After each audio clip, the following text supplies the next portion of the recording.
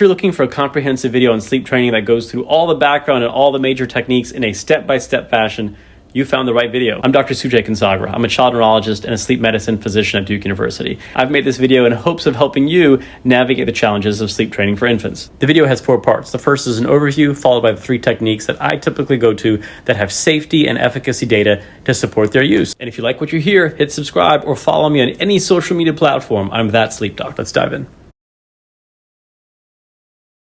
In this video, let's talk a bit about the background. What is sleep training and why would you think about doing it? And at what age should you think about sleep training? Now, sleep training can be defined in many ways because it's not a medical term, but for me, I consider it the behavioral strategies that we use to help teach a child how to self-soothe and get them to sleep better through the night. Now, why would you sleep train? It's typically because a child fits a pattern that's consistent with what we call behavioral insomnia of childhood, sleep onset association subtype. Now, that's really long. Let's talk about what that means. A sleep onset association is anything in your environment that you're using to help you fall asleep in the beginning of the night that you then need every time you wake up during a normal nighttime awakening. Because remember, nighttime awakenings are a totally normal part of sleep. Infants, adults, everybody wakes up at night. So for example, if an infant has to be rocked to sleep every night, chances are when they wake up during a normal awakening, they're going to require that same rocking to be put back in place to help them fall back asleep. When can you start sleep training? Well, the earliest is typically around 4 months of age, but ideally around 5 to 6 months in an otherwise healthy infant that was born on time. And you would use it if your baby's sleeping pattern fits a behavioral insomnia of childhood with sleep onset association subtype. You're helping your child fall asleep at night.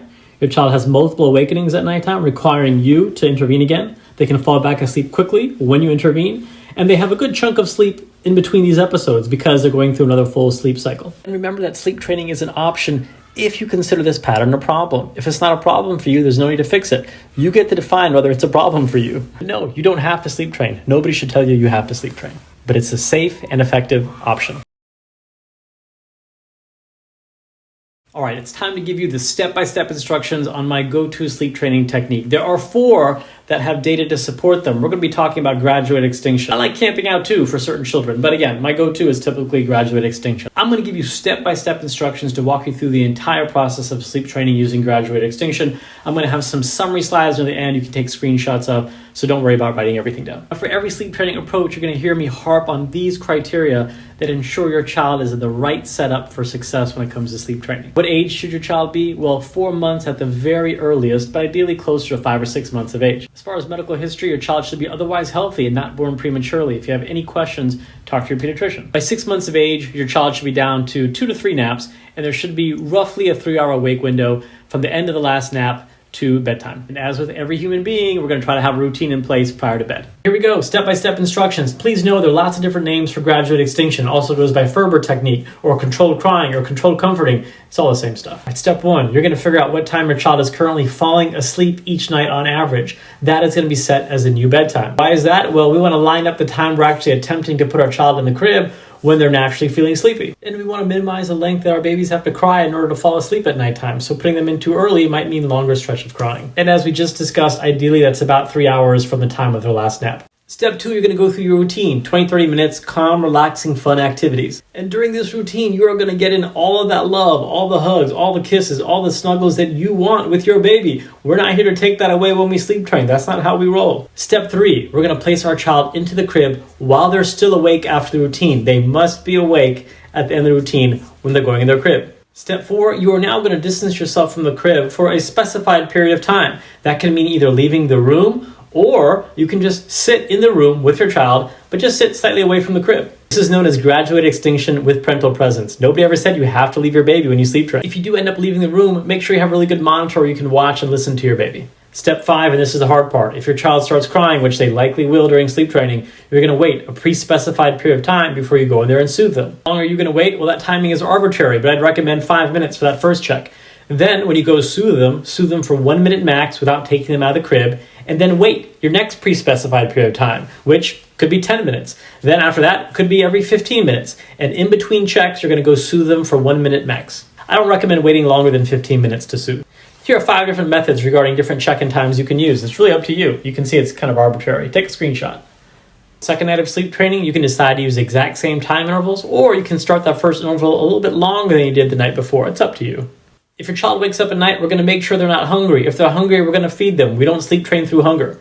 If your child is uncomfortable from a dirty diaper, you're going to change that diaper. We're not going to sleep train through discomfort. But if you feed and you change your child, remember that when you put them back in the crib, they should still be awake when you put them back in the crib, and then start your sleep training method again. Remember, consistency and persistence is your friend when it comes to sleep training. The first night, it could take an hour or two. Night 2 and 3 are oftentimes even worse than night 1. But typically by night 4 and 5, you start seeing a change. And by the end of the week, hopefully your child is sleeping very well. And because you sleep train, they're able to self-soothe and get themselves back to sleep when they have those normal nighttime awakenings. So it might look like they've slept through the night. What they've actually done is woken up multiple times and put themselves back to sleep because you've taught them the skill of self-soothing. Congratulations. All right, here's a summary slide with all the steps. Feel free to take a screenshot.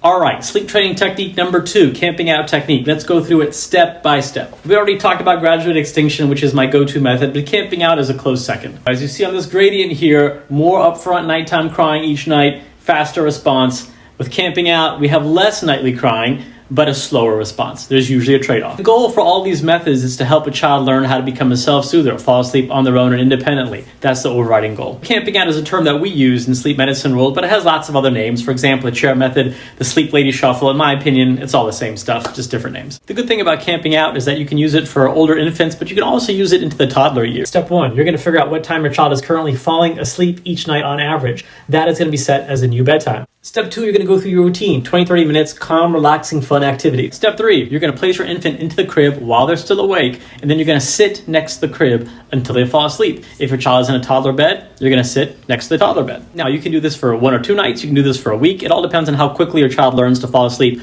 with you in that position. Step 4, after the child has become accustomed to falling asleep quickly with you right next to the bed, you're going to move a few feet away, about 3 feet away, and you're going to sit there when it's time to fall asleep each night. Step 5, once your child has gotten accustomed to this, you're going to move your chair even further away, maybe close to the door. Step 6, eventually your child is going to be accustomed to falling asleep relatively independently. You're going to have your chair outside the room, just outside the door. You can still talk to them and soothe them if you need, but they're not going to be able to see you. If your child wakes up in the middle of the night, if they're hungry, you're going to feed them. We're not going to sleep train through hunger. That's not fair. And then you have a choice. You can do exactly the same thing you did in the beginning of the night, sit in the same position you sat in, or you can go ahead and soothe them to sleep. That's fine too. But the key is helping them fall asleep independently at the very beginning of the night. Now, with each step further away from the crib or the bed, your child may fuss or cry for a short period of time. That's expected. But the goal of all these techniques is the same, learning independent, confident sleep. All right, here's a step-by-step summary slide. Feel free to take a screenshot.